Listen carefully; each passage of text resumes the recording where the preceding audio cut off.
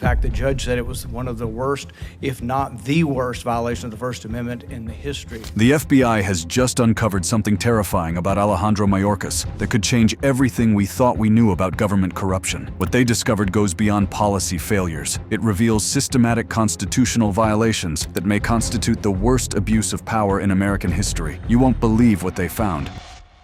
Mayorkas under fire. In the corridors of power in Washington, D.C., few figures have generated as much controversy and calls for accountability as Alejandro Mayorkas, the man who served as Secretary of Homeland Security under the Biden administration. What started as whispers of incompetence has now exploded into a full-scale investigation that could fundamentally change how we view government accountability in America. The FBI's latest discoveries about Mayorkas aren't just revealing individual failures, they're exposing a systematic pattern of constitutional violations, policy disasters, and outright betrayal of the American people that demands immediate action. Alejandro Mayorkas served as the 7th U.S. Secretary of Homeland Security from February 2021 to January 2025 under President Joe Biden. As the first Latino and immigrant to lead the Department of Homeland Security, DHS, Mayorkas was supposed to represent a new era of competent, compassionate governance. Instead, his tenure became synonymous with unprecedented border chaos, constitutional violations, and the weaponization of federal agencies against American citizens. The scope of Mayorkas' failures is breathtaking in its comprehensiveness. His tenure was marked by intense partisan debate, particularly over immigration policies amid record migrant encounters at the U.S.-Mexico border. But the numbers tell only part of the story. Over 8 million encounters at the southwest border during his tenure represent more than just statistics. They represent a complete abdication of his fundamental responsibility to secure America's borders. Even more disturbing than the raw numbers is what they represent in human terms. Over 400,000 unaccompanied children arrived during his tenure, and here's where Mayorkas' failures become truly sinister. A 2024 DHS Inspector General report highlighted that over 32,000 children failed to appear for immigration court hearings, raising fears of trafficking, exploitation, or abuse. Think about that for a moment. Under Mayorkas' watch, over 32,000 children who were supposed to be under government protection, simply vanished into the American landscape. Critics, including Senator Josh Hawley and Representative James Comer, accused Mayorkas of negligence, claiming lax vetting of sponsors enabled child labor and sex trafficking networks. This isn't just administrative incompetence. This represents a humanitarian catastrophe of unprecedented proportions. The evidence of systematic failure continues to mount. A New York Times investigation linked some lost children to exploitative jobs, and whistleblowers alleged pressure to release children quickly without thorough checks. While Mayorkas and his defenders attempt to shift blame, claiming that child trafficking falls partly outside their direct responsibility, handled more by HHS and law enforcement. The fundamental question remains, how do you lose track of 32,000 children while serving as the nation's top Homeland Security official? But Mayorkas' failures extend far beyond immigration policy. His tenure represented a systematic assault on the constitutional rights of American citizens. During his time as DHS Deputy Secretary under President Obama, Mayorkas was accused of improperly intervening in the EB-5 investor visa program, which should have served as an early warning about his willingness to abuse government power for political purposes. A 2015 DHS Inspector General report found that Mayorkas overrode staff recommendations to approve visas for politically connected applicants, including those tied to Hillary Clinton's brother and a major Democratic donor. This pattern of political favoritism and corruption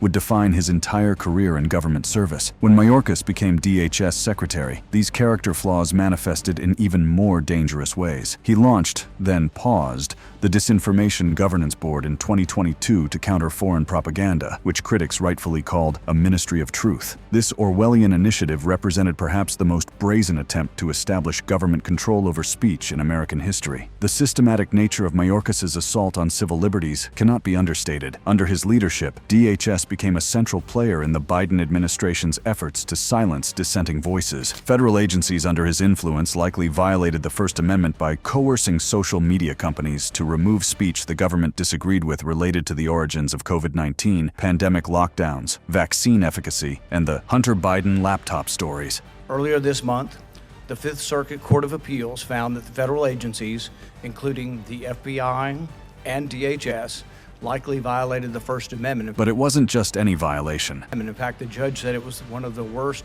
if not the worst, violation of the First Amendment in the history. The scope of this censorship operation was staggering. FBI and DHS regularly met with social media companies and pressured them to remove content it deemed as misinformation, including posts and accounts that originated from within the United States, and including posts and accounts that are verifiably true. Read that again. They weren't just censoring false information. They were systematically suppressing information that was verifiably true, simply because it contradicted government narratives. Mayorkas's DHS went even further in its assault on American civil liberties. DHS warned of violence from Americans who questioned the efficacy and safety of the COVID-19 vaccines and protested government overreach associated with pandemic mitigation measures. In other words, American citizens who had legitimate concerns about experimental medical treatments were classified as potential domestic terrorists by Mayorkas's department. The targeting became even more explicit and outrageous. These agencies, charged with protecting the security of our nation, targeted parents who protested restrictive COVID-19 policies at school board meetings and labeled Catholics as potential domestic terrorists. Under Mayorkas's leadership, attending a school board meeting to voice concerns about your child's education could get you labeled as a domestic terrorist. The consequences of this systematic abuse were recognized by federal courts. The Fifth Circuit Court of Appeals found that the federal agencies, including the FBI and DHS, likely violated the First Amendment. But the court didn't just find a technical violation. The judge said it was one of the worst, if not the worst, violation of the First Amendment in American history. Let that sink in. Under Mayorkas's leadership, DHS participated in what a federal appeals court characterized as potentially the worst First Amendment violation in American history. This isn't partisan hyperbole. This is a legal finding by one of the nation's most respected appellate courts. The political consequences of Mayorkas's failures were swift and severe. Mayorkas faced historic impeachment proceedings in 2024, becoming only the second cabinet secretary to be impeached by the House of Representatives. The House passed 2 articles of impeachment in February 2024 on a 216 party line vote. One for willful and systemic refusal to comply with the law, and another for breach of public trust through misleading statements. While the Senate dismissed the articles in April 2024 without a full trial, the underlying facts that supported the impeachment charges haven't disappeared. They've only become more damning with time. The impeachment vote itself represented a historic rebuke of Mayorkas's systematic failures and constitutional violations. Even after leaving office, Mayorkas continues to face consequences for his actions. In March 2025, President Trump's administration revoked Mayorkas's lifetime Secret Service protection, which had been extended by President Biden. While critics called this retaliatory, it sent a clear message that the new administration views Mayorkas as someone who betrayed his oath of office. The public response to Mayorkas's failures has been overwhelming. On platforms like X, hashtags like #ArrestMayorkas trended in early July 2025, with users amplifying calls for investigation into issues like unaccompanied migrant children and fentanyl inflows. The American people aren't just angry about policy disagreements, they're demanding accountability for what they see as criminal negligence and constitutional violations. As of September 11, 2025, the most recent notable controversy involving Alejandro Mayorkas centers on President Donald Trump's July 2025 statements hinting at a potential criminal investigation into Mayorkas for his handling of border security and immigration policies during the Biden administration. When asked about arresting Mayorkas, Trump responded, "I'll take a look at that one. If he wasn't given a pardon, I can see looking at that." When informed that Biden had not pardoned Mayorkas, Trump indicated further consideration from his administration. This isn't just political rhetoric. Republicans, including figures like Reverend James Comer and Senator Ted Cruz, praised the potential probe as overdue justice for Mayorkas's alleged misleading of Congress and failure to enforce laws like the Immigration and Nationality Act. The calls for accountability are coming from across the political spectrum and represent a genuine demand for justice. The evidence against Mayorkas is overwhelming. The pattern of abuse is clear, and the consequences for American democracy are severe. But perhaps the most devastating moment of accountability came when Mayorkas was forced to face direct questioning from one of the Senate's most principled defenders of civil liberties. And that confrontation would expose the full scope of his failures for all America to see.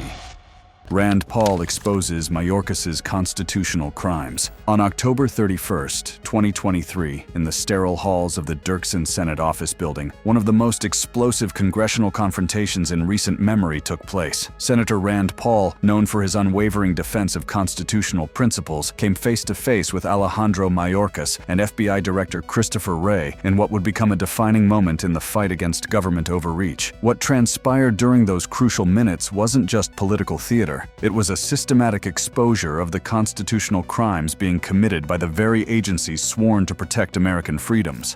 The Church Committee issued its final report, revealing decades of widespread abuse by federal intelligence agencies against U.S. citizens. Paul began his questioning by establishing the historical context that made Mayorkas's actions so deeply troubling. The Church Committee of the 1970s had exposed how the Bipartisan Church Committee outlined countless examples of how the federal government used powers that were meant to counter foreign threats against its own citizens. Mayorkas's DHS was systematically targeting American citizens for their political beliefs and constitutional activities. Paul's confrontation with Mayorkas wasn't a fishing expedition. It was a precision strike based on documented evidence of systematic constitutional violations. The hearing focused on threats to the homeland, including domestic extremism, border security, and civil liberties concerns. But Paul's questioning exposed that the real threat to the homeland was coming from within the government itself. The senator's line of attack was devastating in its precision. Paul had done his homework, and he came armed with specific evidence of how Mayorkas's agencies had weaponized their authority against American citizens. Paul's first line of attack focused on the systematic censorship operation that Mayorkas's DHS had coordinated with social media companies. The evidence Paul presented was damning. Paul's questioning revealed the systematic nature of this censorship operation. Paul cited FBI meetings with tech companies where agents allegedly flagged disinformation for removal or suppression. When Paul asked Wray directly, has the FBI participated in meetings with social media companies to discuss the removal of content, Wray attempted to deflect by claiming the FBI only shares threat intelligence. But Paul wasn't having it. Paul pressed further. But you've had over 3,000 meetings with social media companies. Does that sound like you're just sharing tips or influencing? The number was staggering. Over 3,000. Meetings between federal agencies and social media companies. This wasn't casual information sharing. This was a coordinated influence operation designed to control American speech. When Paul turned his attention to Mayorkas, the confrontation became even more explosive. Paul grilled him on DHS's now defunct Disinformation Governance Board and ongoing programs like the Homeland Intelligence Experts Group. Mayorkas's attempts to deflect and minimize his role only served to highlight the systematic nature of the censorship operation. The scope of what Paul exposed was breathtaking. Think about the implications of what Paul uncovered. Mayorkas's agencies weren't just censoring false information. They were systematically suppressing information that was verifiably true, simply because it contradicted government narratives. This represented a complete inversion of the First Amendment and the principles of free speech that undergird American democracy. Paul's confrontation wasn't limited to censorship. He exposed how the censorship of the constitutionally protected speech on social media is just one example of the executive branch actions in recent years weaponizing the federal government against its people. The senator revealed how the FBI continues to misuse its authority under Section 702 of the Foreign Intelligence Surveillance Act. You would think we'd be going after foreigners, but we are using the Foreign Intelligence Surveillance Act to go after Americans. Paul's evidence showed how this surveillance authority had been systematically abused, but Paul's most devastating revelations centered on how Mayorkas's DHS had systematically targeted American citizens based on their political beliefs. DHS warned of violence from Americans who questioned the efficacy and safety of the COVID-19 vaccines and protested government overreach associated with pandemic mitigation measures. The targeting became even more explicit and outrageous. These agencies, charged with protecting the security of our nation, targeted parents who protested restrictive COVID-19 policies at school board meetings and labeled Catholics as potential domestic terrorists. When Mayorkas attempted to sidestep questions about flagging political content, Paul accused him of hypocrisy. If the government is the arbiter of truth, that's dangerous. I don't trust government to figure out what the truth is. Paul's response cut to the heart of the constitutional crisis. No government in a free society should have the power to determine what constitutes truth. The confrontation revealed the fundamental misallocation of resources under Mayorkas's leadership. Paul Paul said that instead of focusing on rampant violent crime across the nation and the unprecedented crisis at the border, FBI and DHS are using their resources to surveil and censor law-abiding Americans engaged in constitutionally protected speech. Paul's questioning exposed the historical parallel that made Mayorkas's actions so dangerous. According to Paul, when the federal government's activities are improperly focused inward, legitimate national security threats go unnoticed. This was exactly what had happened under Mayorkas's watch. While DHS was busy surveilling parents at school board meetings and Catholics attending Mass, over 8 million migrant encounters were recorded at the southwest border, and over 32,000 unaccompanied migrant children failed to appear for immigration court hearings. Paul's confrontation wasn't just about exposing past abuses, it was about preventing future ones. The narratives from the past and the present draw a concerning parallel. The lessons of the Church Committee report resonate nearly 50 years later, yet the cycle of executive branch overreach continues. The impact of Paul's confrontation was immediate and far-reaching. The hearing fueled debates on free speech versus security and contributed to Mayorkas's 2024 impeachment by House Republicans. Video clips of the confrontation went viral, with millions of Americans seeing for the first time the systematic nature of the constitutional violations being committed by their own government. What Paul accomplished in those few minutes of questioning was remarkable. He didn't just expose individual instances of misconduct. He revealed a systematic pattern of constitutional violations that struck at the heart of American democracy. His confrontation with Mayorkas represented a watershed moment in the fight for government accountability and constitutional rights. But the story doesn't end with Paul's devastating questioning. The evidence he presented, the constitutional violations he exposed, and the systematic abuse of power he revealed have set in motion a chain of events that could fundamentally change how government officials are held accountable for their actions. The reckoning for Mayorkas and others is just beginning.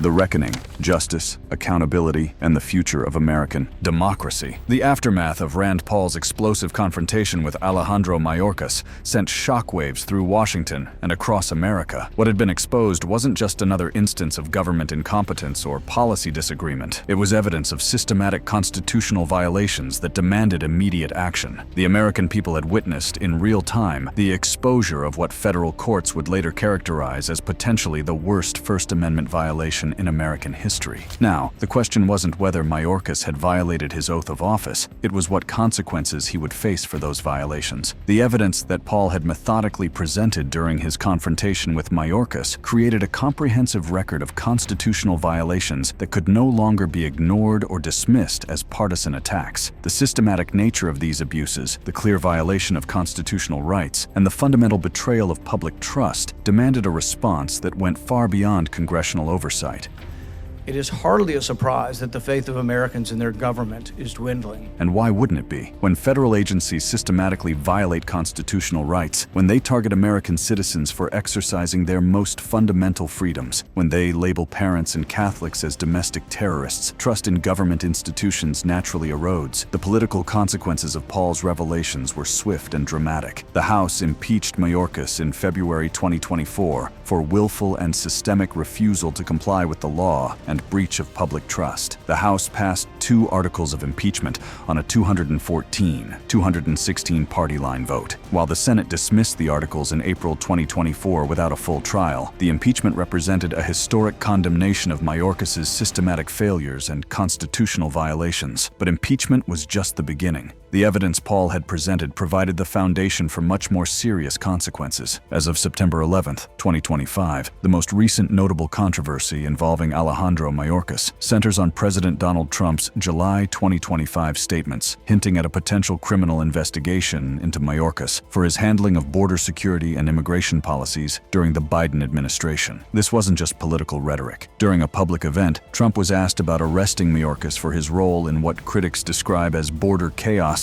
and Trump responded, "I'll take a look at that one. If he wasn't given a pardon, I can see looking at that." When informed that President Biden had not pardoned Mayorkas, Trump indicated that his administration would give serious consideration to criminal charges. The legal foundation for such charges already exists. The systematic constitutional violations that Paul exposed during his confrontation with Mayorkas represent clear violations of federal law. When government officials systematically violate the constitutional rights of American citizens under color of law, they can be held criminally liable for those violations. Republicans, including figures like Reverend James Comer and Senator Ted Cruz, praised the potential probe as overdue justice for Mayorkas's alleged misleading of Congress and failure to enforce laws like the Immigration and Nationality Act. These aren't partisan attacks. They're legitimate calls for accountability based on documented evidence of systematic constitutional violations. The public response has been overwhelming. On platforms like X, hashtags like #ArrestMayorkas trended in early July 2025, with users amplifying calls for investigation into issues like unaccompanied migrant children and fentanyl inflows. The American people aren't just angry about policy disagreements. They're demanding criminal accountability for what they correctly see as systematic violations of their constitutional rights. The scope of potential charges against Mayorkas is extensive. His systematic violation of First Amendment rights through the coordination of censorship operations could constitute deprivation of rights under color of law. His failure to secure the border while resources were diverted to surveillance of American citizens could constitute criminal negligence. His role in the disappearance of over 32,000 migrant children could constitute criminal conspiracy or aiding and abetting human trafficking. A 2024 DHS Inspector General report revealed that over 32,000 unaccompanied migrant children failed to appear for immigration court hearings. Critics accused Mayorkas of negligence, claiming lax vetting of sponsors enabled child labor and sex trafficking networks. While Mayorkas and his defenders claim that child trafficking falls partly outside their direct responsibility, the fact remains that these children disappeared under his direct supervision. The evidence continues to mount. A New York Times investigation linked some lost children to exploitative jobs, and whistleblowers alleged pressure to release children quickly without thorough checks. In 2024, Senator Chuck Grassley alerted DHS and the FBI to evidence of migrant child trafficking rings. The systematic failure to protect these vulnerable children under Mayorkas's watch represents one of the most serious humanitarian crises in modern American history. Even after leaving office, Mayorkas continues to face consequences for his actions. In March 2025, President Trump's administration revoked Mayorkas's lifetime Secret Service protection. While critics called this retaliatory, it represents a clear signal that the new administration views Mayorkas as someone who fundamentally betrayed his oath of office. The legal framework for holding Mayorkas accountable extends beyond criminal charges. Civil rights lawsuits against him personally are already being prepared by victims of his systematic constitutional violations. Parents who were surveilled for attending school board meetings, Catholics who were profiled as domestic terrorists, and social media users whose constitutionally protected speech was censored, all have potential claims against Mayorkas personally. The restraint of laws, that's exactly what was missing from Mayorkas's approach to governing. Instead of being restrained by constitutional limitations, he systematically violated them, believing that his political goals justified any means necessary to achieve them. But that era of unaccountable government overreach is ending. The American people have spoken clearly through their votes, and they've demanded accountability for those who betrayed their trust. The evidence is overwhelming. The legal framework exists, and the political will is building for a comprehensive reckoning with the systematic abuses of the Biden administration. The implications extend far beyond Mayorkas himself. His case represents a test of whether America still believes in the rule of law and constitutional government. If systematic violations of constitutional rights go unpunished, if government officials can weaponize federal agencies against American citizens without consequences, if thousands of children can disappear under government supervision without accountability, then we will have failed in our most fundamental duty as Americans. The choice before us is clear. We can accept systematic abuse of power as the new normal, or we can demand that those who violated their oaths of office face the full consequences of their actions. The future of constitutional government in America may well depend on the choice we make regarding Alejandro Mayorkas. The FBI's discoveries about Mayorkas haven't just changed everything. They've revealed the true scope of government overreach and the urgent need for accountability. Rand Paul's confrontation exposed the systematic nature of constitutional violations, and now the American justice system must respond accordingly. The evidence is clear. Mayorkas systematically violated his oath of office, betrayed the trust of the American people, and participated in what federal courts have characterized as potentially the worst First Amendment violation in American history. The question isn't whether he's guilty. The evidence of his guilt is overwhelming. The question is whether America still has the will to hold government officials accountable for their crimes. The answer to that question will determine not just Mayorkas's fate, but the future of American democracy itself. Justice delayed is justice denied, and the American people have waited long enough for accountability. The time for action is now. The reckoning has begun, and it starts with Alejandro Mayorkas, but it cannot end there. Every government official who participated in the systematic violation of constitutional rights must be held accountable. Every agency that was weaponized against American citizens must be reformed. Every policy that prioritized political control over constitutional rights must be reversed. This is our moment. This is our test. The principles of American democracy hang in the balance, and history will judge us by how we respond to this crisis. The choice is ours, and we must choose justice, accountability, and the restoration of constitutional government. Thanks for watching. Check out other cards on the screen.